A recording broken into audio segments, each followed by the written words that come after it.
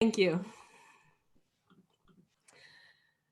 So I'm just going to start by saying thank you to everyone for being here today. A special thank you to my participants for participating in this study, because without them, this research wouldn't be possible.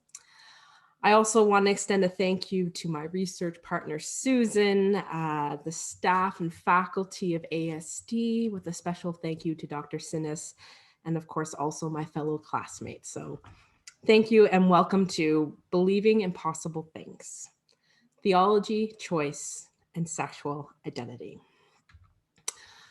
I'm going to start with my research question. My research question was, what is the relationship between theological belief and choice of sexual identity among queer Christians? Now, where did this question come from, you might be wondering? Well, some time ago, about 17 years ago, when I was just a very young 18 years old in my first year of undergraduate studies, I took a course called Myths We Live By, taught by Professor Colin Grant, who was a United Church minister. And in this class, we learned about some of the grand narratives and myths that inform our worldviews and how we live. And in particular, we studied what was called the sex myth, where Colin took us through the history of feminism and the gay rights movement. I remember sitting in one class in particular where he shared a survey. It was a survey of gay men and lesbians, where one of the questions that was asked was whether they thought their sexual orientation was a choice. And then Dr. Grant informed us that a large percentage of the women, of the lesbians, said, yes, it was a choice. And I remember thinking that it was odd. It was something I hadn't heard, or at least it wasn't the popular narrative that I knew. And so as I continued my studies and eventually got into ministry, I would have these conversations again with colleagues, with members of the LGBTQI community, and this question would come up again. And I wondered, what might a theological account for sexuality as choice, as a positive thing that didn't fall into a coercive condemnation, what would this look like? So I wanted to ask, what would theology look like that could incorporate a sense of sexuality as choice as a positive thing? And so this eventually led me to my topic for my grad project.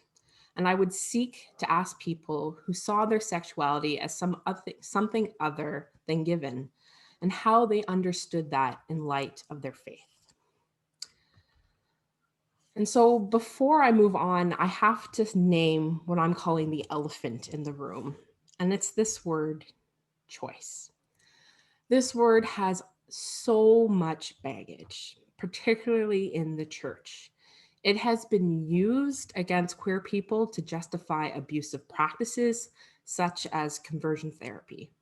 And I want to be really clear that my research is not advocating for such an argument or practice. My research is concerned with sharing the stories of those who see and understand their sexuality as a positive choice. What I have learned from my interviews and research, it's that it's not that simple. It's not this specific dualism that it has to be a choice or not a choice. And so I wanted to name that and lift that up before I continued on. I'm just going to interrupt you for a moment, Cynthia. Cynthia has the most beautiful slides, but for some reason they aren't showing on the screen. Are they not? No, so let's try that again. This is all part of the new webinar experience here. I know what happened. Oh. Luckily, Cynthia is also the class tech whiz. So you know what? Cynthia got way ahead of herself. And now you should be seeing things. Okay, let's try this beautiful. Again. Now you can see the beauty of my slides. And also you may have noticed that weird sound. That was my cat's feeder giving her food for lunch. Okay, let's try this again. Okay, I'm going to move along to this. So the roadmap is what I'm calling this. So this is talking about where are we going in this project. So we're going to start by looking at some key terms.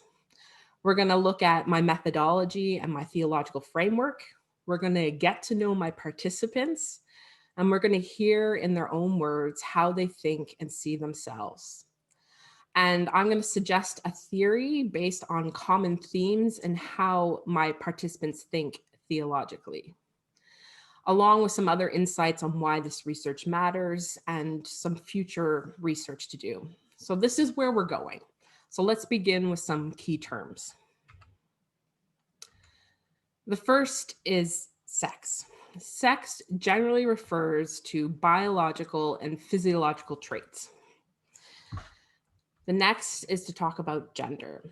Now, gender refers to the socially constructed roles, behaviors, expressions, and identities of girls, men, boys, women's, and gender diverse people.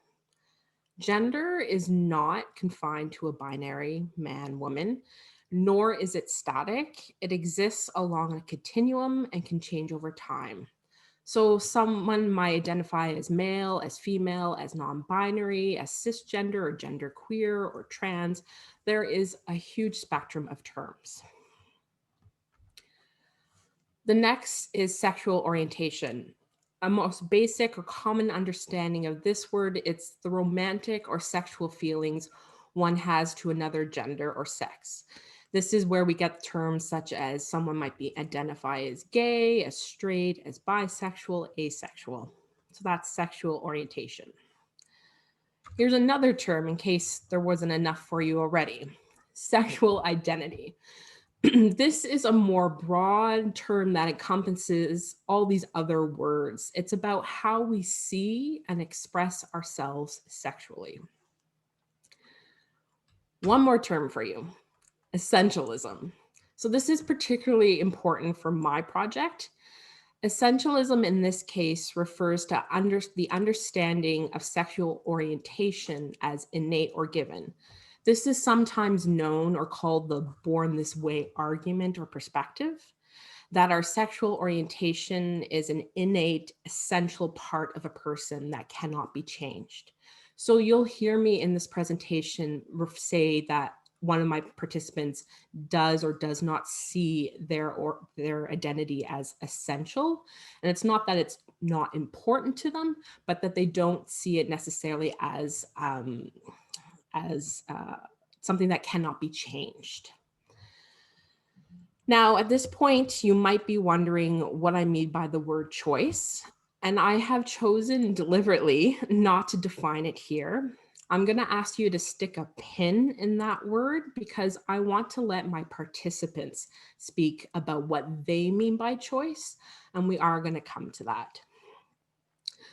And as I was reminded in my interviews, one participant said to me, it's sexual identity, it's not just about who you happen to be having sex with, it's about this much broader perspective. So let's get into methodology. Dr. Sinnes already kind of explained some of what grounded theory is. It's about generating a theory grounded in the data, as the term points to. It moves beyond just describing a phenomenon, which is something what Andrew did earlier today, describing the phenomenon. Grounded theory uses inductive reasoning. Now, what it might look like, an image for you, it might be something like this plant growing out of the ground, which is the theory embedded in the dirt in the data. Now, that is a beautiful image that I found to represent grounded theory. However, the reality of grounded theory looks something a little more like this. It is a wall of Post-its. So this is what coding and analyzing data looks like in grounded theory. Next, I'm going to talk a little bit about my theological paradigm and perspective. Now, my background is one of theoretical and systematic theology. That is my training. However, this project is embedded in the work of practical theology, with a focus on listening to the stories of people and how they think and reflect theologically on concepts such as God, identity, and human nature. In particular, this project is about discovering how a specific group of people within the church think theologically. So who are my participants? They are Rory, Taylor, Sam, Jesse, and Casey. These are pseudonyms which I have given them to protect their identities.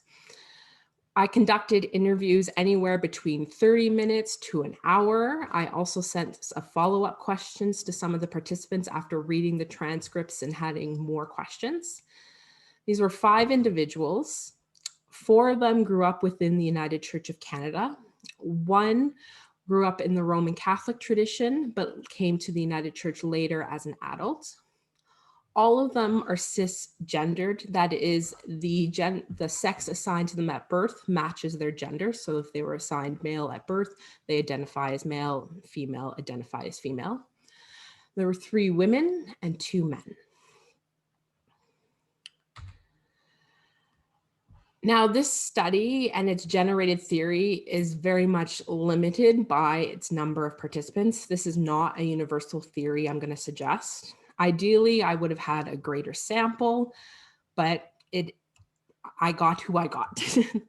And if we can think of qualitative research as offering a snapshot of something, or a snapshot of reality, my study would more rightly be understood as showing just a few little pixels of the wider picture that is the intersection of sexuality and theology. So one of the main questions I asked each of my participants was this: some people describe their sexual identity as a choice. Which aspects of your identity would you describe as a choice? And here's how they responded. First is Casey. Casey is a gay man. And he said, there are choices in how to present to the outer world. Jesse, likewise, also a gay man, said, choice is how I live it. For both of these 2 participants, I put them together because they describe choice as an outward expression rather than an inward decision. So for these 2 men, it was about how they presented being gay to the world. So it might have to do with the clothing they wore, the mannerisms they adopted, and also the choice to be very vocal and out in the world as a gay man. For them, that was how they understood choice. Next, we have Sam and Rory. Rory, who identifies as a lesbian, said to me, I think my sexuality is a choice. Starting from scratch and making up who you could be sexually was very appealing. Sam, a woman who identifies as bisexual, said, for me, the choice to identify as bisexual is really part of what I identify as a choice. So for these 2 women, their sexual identity is a choice for them. It's not just how they present to the outer world. It is an inward thing that they have chosen. My 5th participant, who I'm calling Taylor. Well, Taylor, she did not fit neatly into these 2 categories because, of course, that's what happens when you're trying to create a theory. You think you have a great little thing going and then someone doesn't fit in. She kind of blurred these lines. I noticed when I asked her how she described her sexual orientation, how did she identify? She responded with this. She said, I live with a woman. I'm in relationship with a woman, but it's as I always say to her, it's not because you're a woman, it's because you're this particular woman.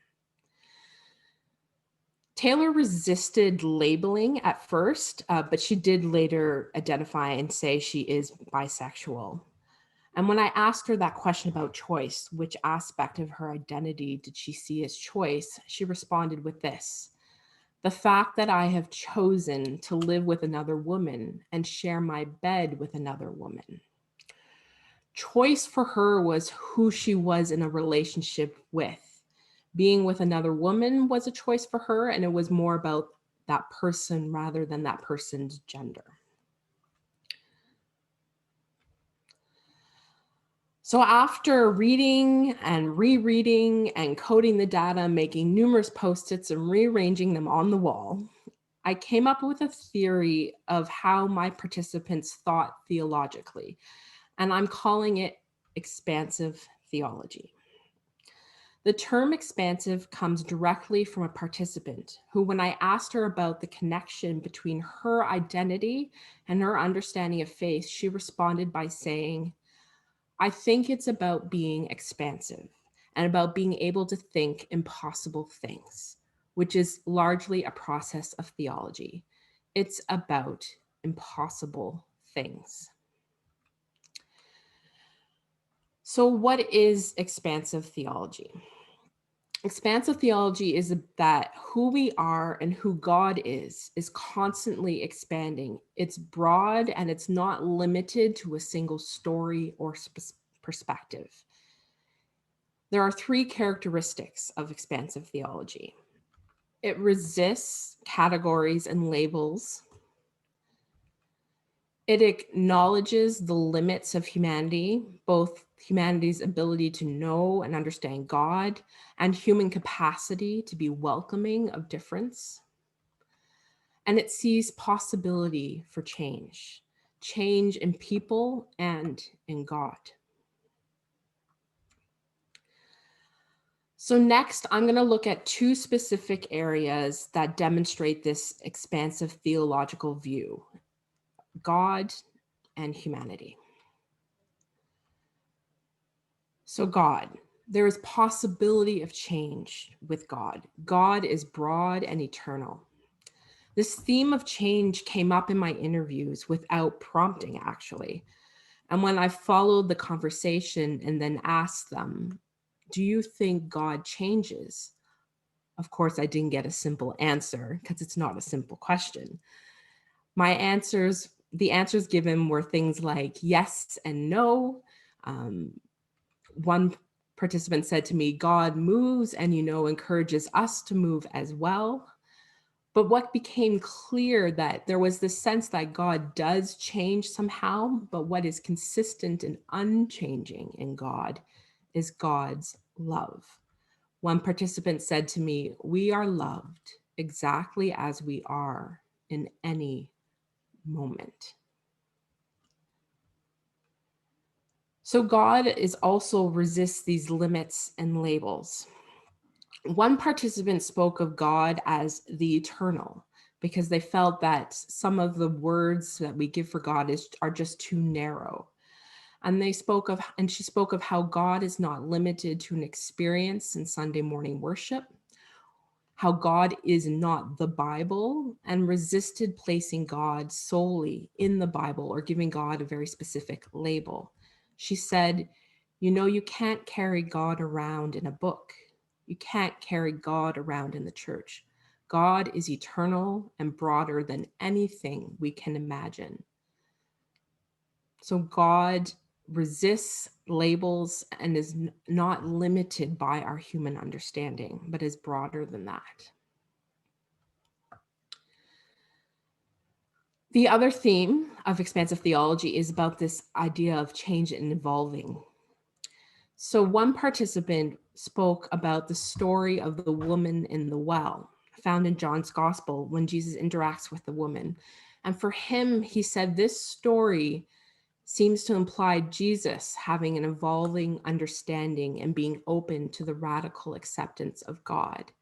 So once again, there was this perspective that God, this time in Christ, also changes his understanding and experience, and from experience has a new understanding, which is demonstrated in the story of the woman at the well. So for my participants, both God and humanity has the possibility of change. People change and who we are evolves. One participant said the scripture shows how God changes, how God deals with God's people. She said to me when I asked her, do you think God changes? She said, As humans have changed and evolved, God has needed to change and evolve. We are made in God's image, so as our collective self-image changes, God's has needed to adapt. Next, let's talk about how they understood humanity and human nature. Again, this possibility of change came up. One participant said to me from her experience in the church that I think one of the things that I've learned from being in the church is I would never judge people for their worst action and their worst moments. And this came from her sharing a story of how when she eventually came out in the church as a lesbian, that even though the response wasn't what she hoped for, that her experience in the church had taught her how to, in her words, learn to deal with difficult people. And she believes people can change. But this also illustrated a sense that there are limits of acceptance. One participant said to me, "You realize the limits of how organized religion can respond to differences." As she talked about how people can change, she also acknowledged there are limits within our churches and society, and that sometimes they cannot accept too much difference.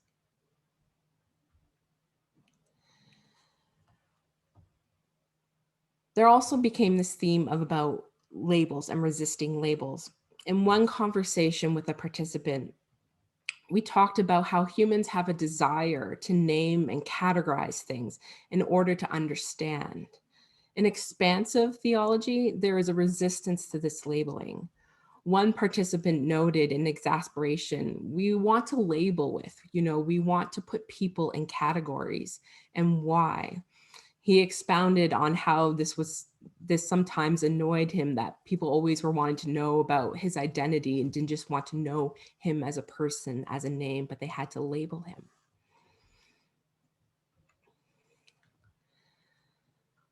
Another conversation with a participant, we talked about the relationship between her identity and the possibility of change. So again, the theme is that people change and that who we are evolves, and so does our sexual identities for this one participant.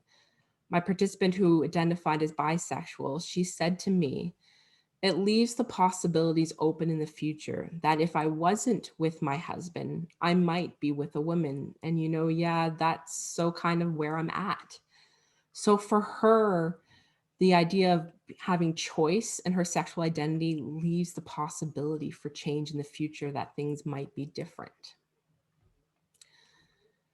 So again, expansive theology is about that who we are and who God is constantly expanding. It's broad and it's not limited to a single story or perspective.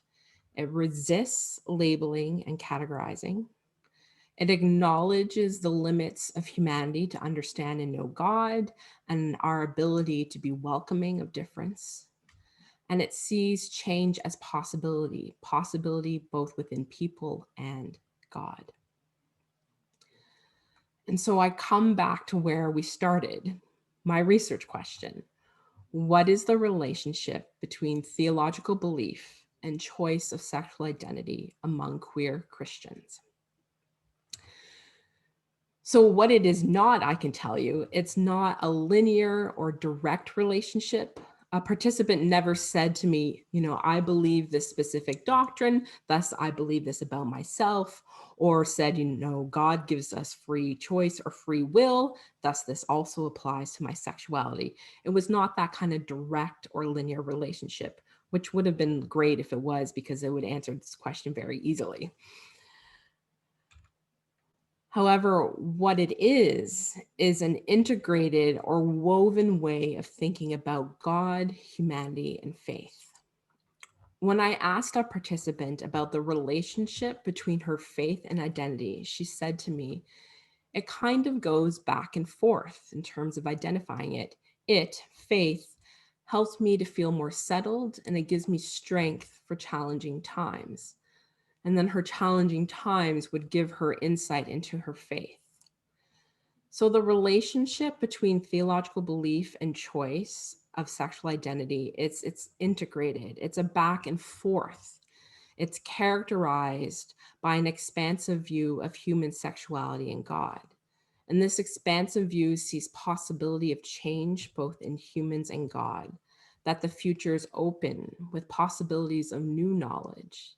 If there is any kind of constant, it's that God's love for us in any and every moment. The last quotation I'm going to share with you comes from Taylor, which I think illustrates this relationship I've been speaking about.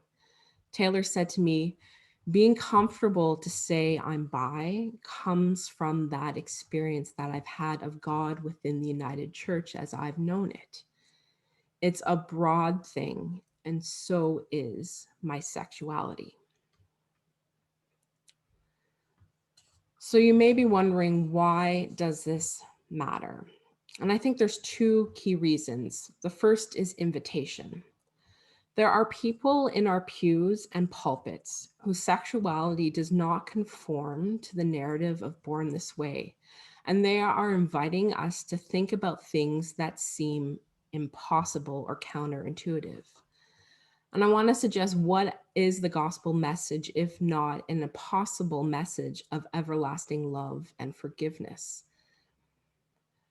I also think that this type of theology and perspective is engaging in something what I'm calling creating imaginative spaces.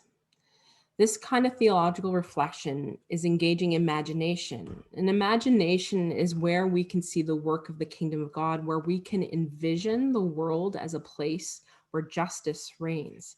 It is a prophetic type of vision where the world and we can be made new. And this research is pushing me to think about how our churches and my own ministry might be an imaginative space where the gospel is not just spoken, but actually experienced.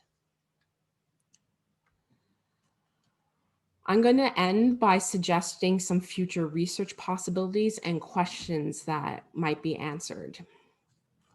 First, there needs to be further conversations with our larger sample and looking across a variety of denominational experiences. Mine was relatively small, mostly United Church, with the exception of one who grew up in the Roman Catholic tradition, but later came to the UCC. Other research might ask and look at how might these themes I have identified in this expansive theology perspective interact with classical theological concepts such as repentance or salvation. Some other questions I would love to have answers to think about is the limits of humans' ability to accept difference, is that perhaps a definition of sin? Is there a theological anthropology that reflects the blurring of categories between what is innate and what is chosen? How might an understanding of the incarnation and the dual nature of Christ further illuminate the question of free will and essentialism within human sexuality? And then finally, it's my hope in the future for myself to develop and do more research and create a theology of human sexuality that accounts for choice as a positive possibility. And I'm going to end with a final word from the Gospel of Luke. As we move towards Advent, the angel Gabriel says to Mary, "For nothing will be impossible with God." Thank you for being with me here today, and I'll take some questions.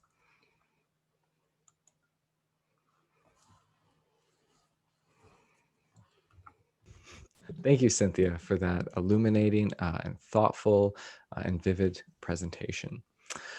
So much rich data, and you mined it well, and you generated it well, mined it well, and interpreted it to us with clarity and grace. So thank you. As Cynthia has said, we are going to move into our time for questions for her.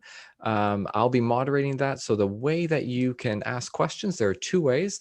I guess the official way is the Q&A box that you can ask your questions in. Again, the button's at the bottom, and it'll just pop up a box. You can also put them in the chat, and we'll be monitoring that as well. So feel free to ask any and all questions. But while you might be typing away, Cynthia, I know I'm going to pose the first one because I know that, I mean, I've been, as just like the rest of the class, we've been walking together for several months on this journey of research that you've been undergoing or that you've been taking.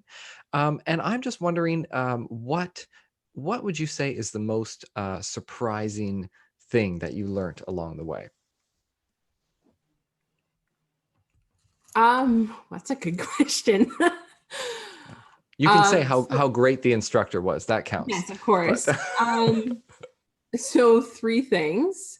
The first was the two men that I interviewed really, I had this idea of how choice was specifically supposed to be about, I chose to be this identity or not, but they pushed me to think about choice, not just about this internal thing, but how we express ourselves. So I wasn't expecting that. Um, I got a lot of pushback from the general community when I put out this research question, which shouldn't have surprised me, but kind of did. And then the third thing was for me to discover how much I just love, and particularly when I spoke to a few, my two participants who are lay people and their experiences of the church and how much I loved hearing about it and the wisdom that they brought, of having grown up in the United Church, because I haven't grown up in the United Church, and kind of learning from their experience and how they think. I am so much involved in theological discussions at school with fellow classmates. I don't get to have those deep theological conversations as much with the laity. So that was a really great thing for me, and surprised how much I enjoyed it. thank you. Okay, we have a couple questions coming in. One is from United Church in the Valley, which is also known as Matthew Heesing. So Matthew asks, are you able to speak of any relationship between your concept of expansive theology and Whitehead's concept of process theology, which also proposes divine mutability and passability, God in process, changing over time in relationship to humanity? Just curious if that's something that's come up in your theological work thus far. And he ends with a smiley emoji. Matthew, you're reading my mind. I actually had a part of my presentation about process theology, which I then discarded because I was like, how much do I want to go into this? But yeah, as I was doing this, I didn't go into it intentionally thinking, okay, this is going to be about process theology. But the more I thought about it, I realized it was reflecting a lot of that thoughts of how God is both responds to change and to circumstances, but there is still a sense that God is constant. So I think it very much is within this wheelhouse of process theology. How is it different?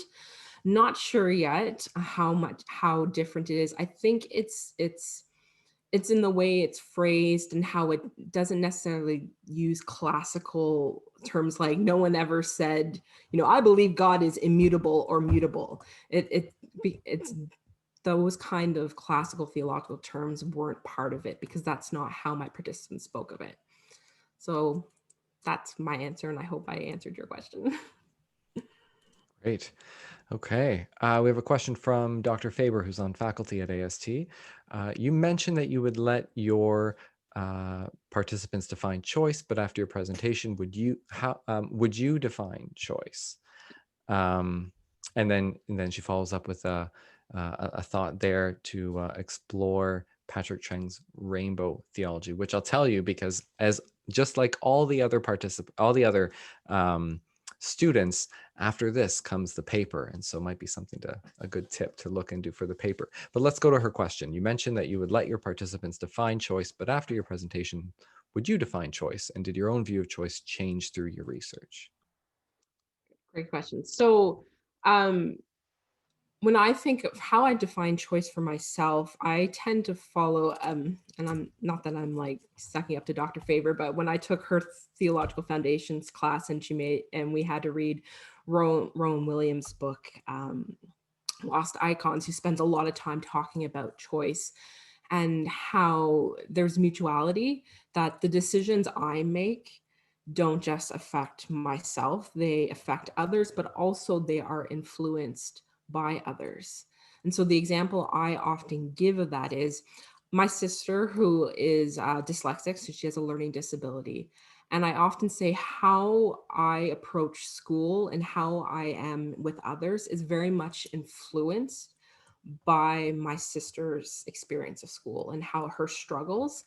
And so I'm often the first person in class. Sometimes I talk too much, but I'm often the first person who wants to help others because I've seen how hard it is to be in school, and that the choices I've made to focus on being someone who teaches and shares and encourages others to learn is influenced by my sister's experience. And so I don't think I would be the same kind of student I am if it wasn't for my sister and the relationship I have with her.